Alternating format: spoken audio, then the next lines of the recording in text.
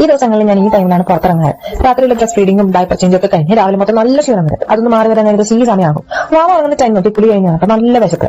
ഇന്ന് അച്ഛനും അമ്മയും പുറത്തു പോയതുകൊണ്ട് എന്തെങ്കിലും കഴിക്കാൻ മേടിച്ചിട്ട് വരാൻ പറഞ്ഞു. കുളി കഴിഞ്ഞ് വന്നപ്പോഴത്തേക്ക് അവരെത്തി കൊണ്ടുവന്നത് KFC. തീരെ സമയമില്ലാത്തതുകൊണ്ട് എല്ലാവരും പുറത്തിട്ട് ഞാൻ കഴിക്കാൻ തുടങ്ങി.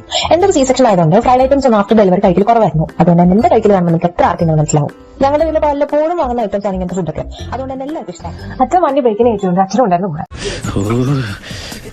എനിക്ക് പ്രാന്ത. ഇതെല്ലാം എങ്ങോട്ട് പോകുന്നു?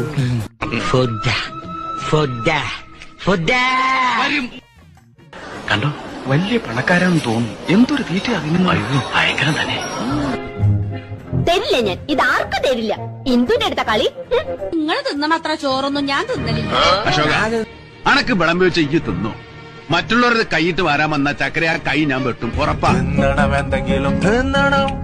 ഉച്ചക്കാണെ ഒന്നും തിന്നിട്ടില്ല.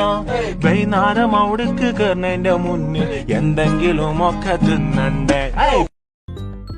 പിന്നെ എനിക്ക് ഏറ്റവും ഇഷ്ടമുള്ള കാര്യമാണ് ഈ കൊണ്ടുവന്ന ഗ്രോസറി ഐറ്റംസ് ഒക്കെ അറേഞ്ച് ചെയ്ത് വെക്കുന്നത്. എന്തോ ഇങ്ങനെ ചെയ്യുമ്പോൾ എനിക്കൊരു സാറ്റിസ്ഫാക്ഷൻ ഒക്കെ കിട്ടും. അങ്ങനെ അതൊക്കെ കഴിഞ്ഞ് വന്നപ്പോഴത്തേക്കും വാവ എണീറ്റു. പിന്നെ എൻ്റെ നൈറ്റ് ഡ്യൂട്ടി പിന്നെ സ്റ്റാർട്ടായി.